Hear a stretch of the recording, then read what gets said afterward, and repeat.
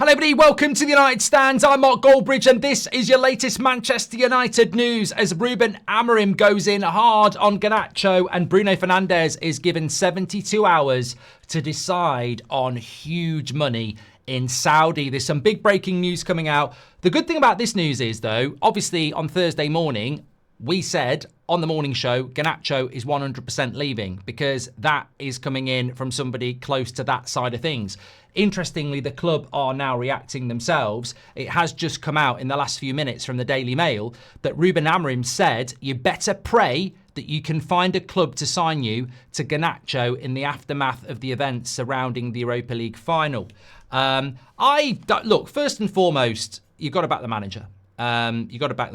But what I still look at it and go, there's two sides to every story, and he picked a crap team on Wednesday night, like he did. So, look, I back Amorim. We have to move on. And I've always said, whatever he decides to do with Garnacho, Bruno, Rasmus, anybody, I'm going to back the manager because that's what the manager must. I believe in that. I believe in that in football. But we don't know what's gone on behind the scenes. But Garnacho, after the game, basically said, we've been crap all season. I've played loads of minutes and I don't get to play in the final. It was naive. It was silly. But what you need to understand is here, it's not one way. People always think it's one way. They think, oh, if Sancho comes back to Man United, maybe we should give him a chance. But Sancho doesn't want to come back to Man United, but people assume he does. There is always two sides to a story. And Ruben Amorim saying to Garnacho, you better pray that you can find a club to sign you. Mate, there's a list of clubs that are going to sign Garnacho at 20 years of age for £45 million.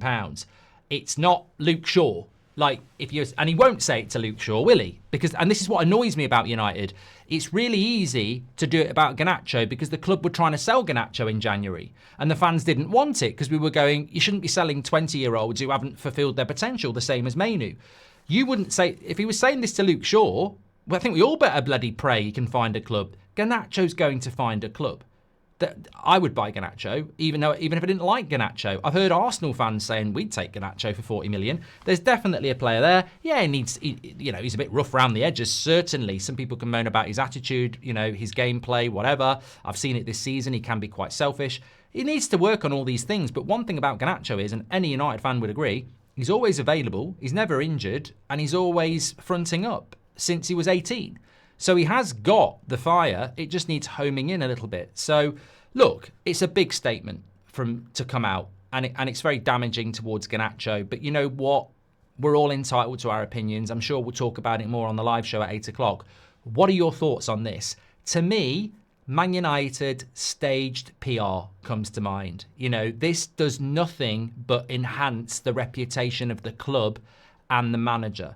But in another way, it's really stupid. Whoever's put that out there is thick because we're trying to sell this player. We've already knocked his price down anyway by letting it be known that there was a fallout. We're now letting quotes like, you better pray you can find a club come out. I can't state how stupid this is, whoever has put that out to a journalist. You are a moron, whoever's put that out. Because we've now got a quote.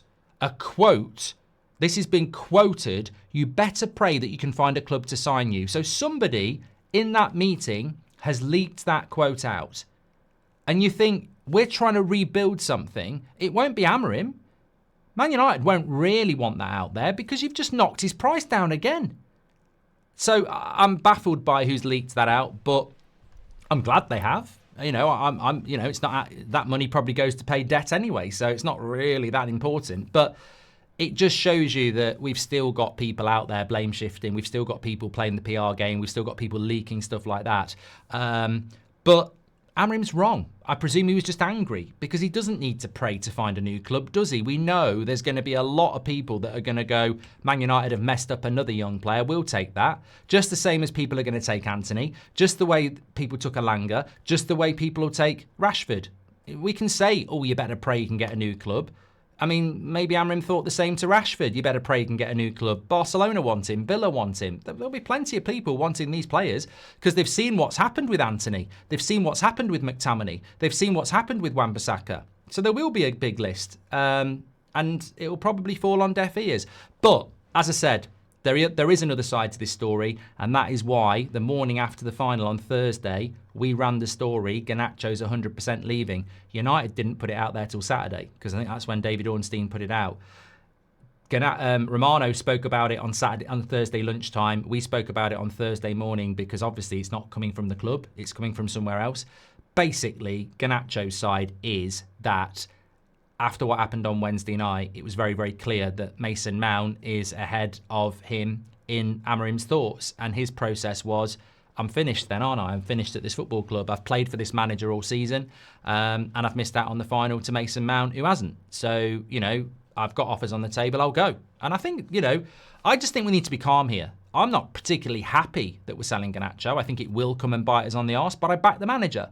So I think all this fallout stuff is stupid, because Garnacho has done stuff for the club in the last 2 years, and Amorim is the manager we've got to get behind. We just need to grow up, calm down, and move on. Nothing's served by slagging each other off. Just move on. It's as simple as that. Moving on, get your comments in though.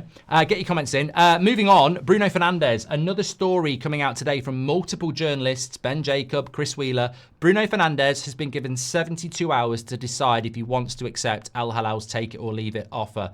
This is meant to be running into hundreds of thousands of pounds a week for Bruno Fernandes, and Man United could get tens of millions of pounds a week. So it's a very, very big offer. I think it runs till Thursday. I don't know why this is still a thing. I really don't. I'm very, very surprised about it. I've got some quotes coming in about Kuna as well in relation to Manchester United, which I'll read in a moment. But Bruno Fernandes is out on the other side of the world with loads of fans who are cheering and smiling at these United players who've been shit all season. This is the global appeal of Manchester United. Imagine what it would be like if we were actually good at football. They're out there on the other side of the world being treated like gods.